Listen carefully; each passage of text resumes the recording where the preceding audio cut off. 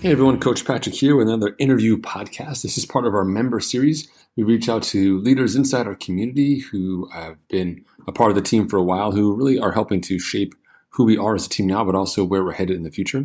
And this is a really fun podcast. Scott has been on the team for quite some time now, and he's really helped create a real community vibe. He brings his own unique sense of humor, but his passion is unquestionable, and his ability to organize people, his fearlessness around the task associated with bringing people together, is part of what makes our rides on Zwift so fun.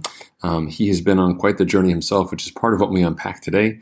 Moving from the traditional triathlon to Ironman module into some ultra running and a brief foray before he's gone back to off-road cycling.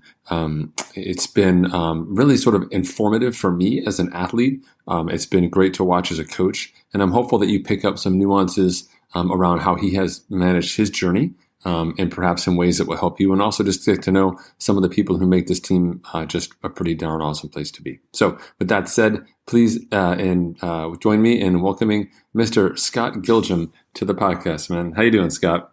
I'm good, Patrick. Thanks for having me.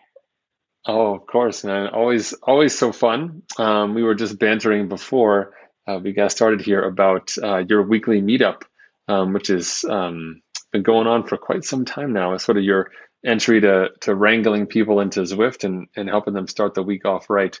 What is your, of all the activities that you partake in on the team, which one would you qualify sort of as the most, teamy, the one where you're most team engaged? I'd probably say the Cruise and Crush informal event on Sunday gets the most team banter and just generates the most participation.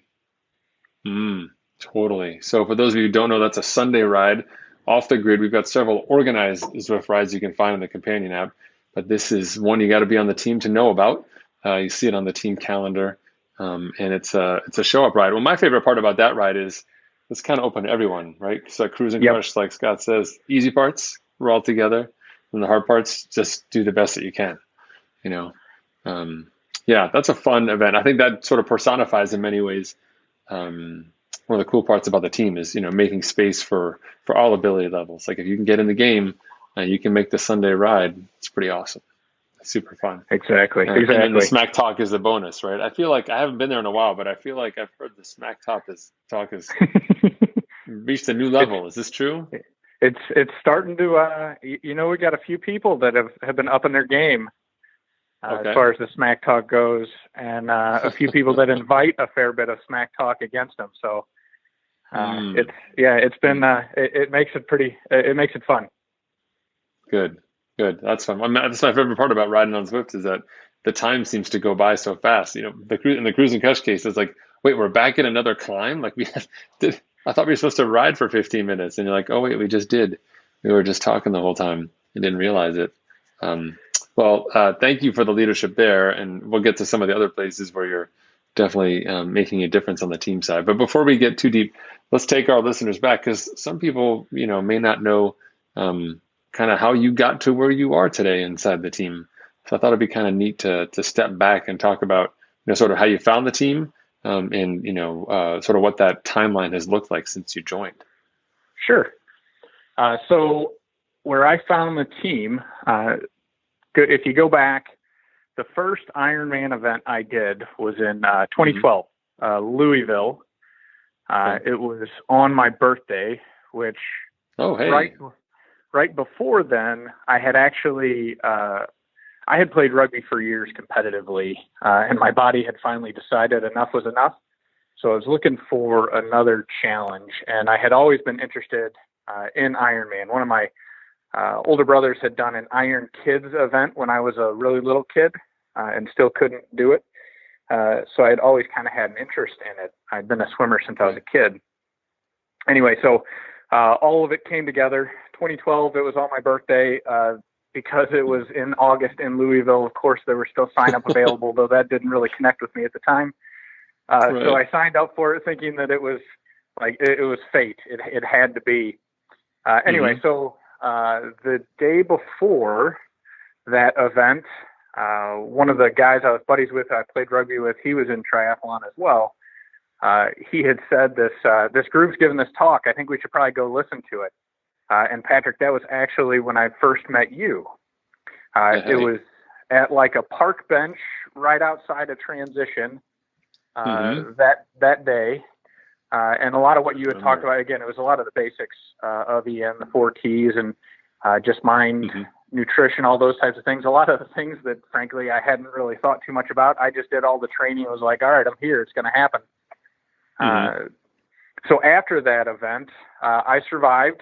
I did make it to a finish, but was not super pleased with how that looked. And a lot of what you had said made sense. So it was at that point that I was like, all right, we're checking this out. Anyway, I signed up for the team probably about a month after that. Did my first out season, did 3 Ironman events after that, and PR'd each one of those by from the first to the second. I think it was like by 3 hours. But each one of them just ended up getting better. So awesome. That was my triathlon history. Okay. Wow. That's so funny. I remember that talk. Because I think I was all dressed up to ride, because I was like, all right, I'm going to do this talk, and then bust a move and like get a workout in. And for those of you who may not be familiar with the Louisville area, it is not, well, the place where the course is, I should say, is not very cycling friendly, and certainly not at like 11:30 on a Saturday.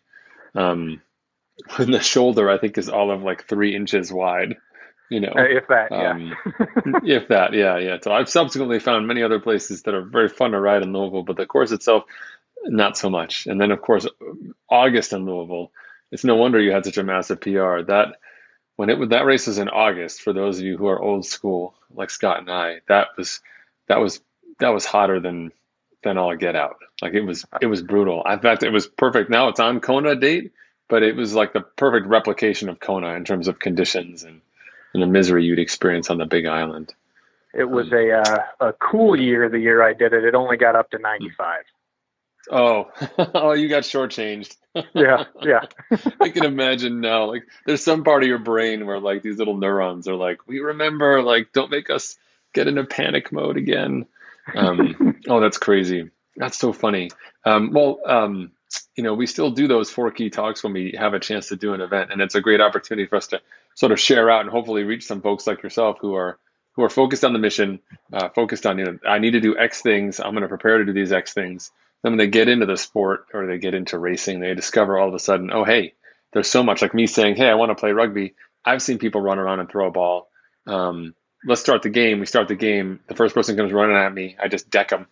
They stop the game and they say, hey, you idiot. You can't do that. Right? You can't hit the person without the ball, and that's a real story. My brief 3-month rugby career. Nice. So having the desire, the passion, and doing the basics is great. But when you start solving the problem of endurance, obviously things definitely get a little more complicated. I love the PR, the consecutive PR story, though I'd forgotten that piece. Well, since then you've kind of transitioned. Like you mentioned the whole part about rugby and your body not agreeing with doing that stuff anymore. You've also sort of been evolving with your focus as an athlete as well, right? I have, yes. After that last triathlon in 2015 was Ironman Wisconsin, I decided I wanted to do an ultra event. I think it was a local 50K in March or something like that. And anyway, in the training for that, in the build up to the running, I started to notice what went from a little niggle in my ankle to felt like my whole left leg was on fire after running even just a couple of miles. Long story short, I had surgery to fix up what was torn there. Came back from that, was trying to ultra run again, and had another subsequent blow up that required hip surgery. Coming back from that one, so far at least, I have not re-ventured into ultra running. I have, obviously, I've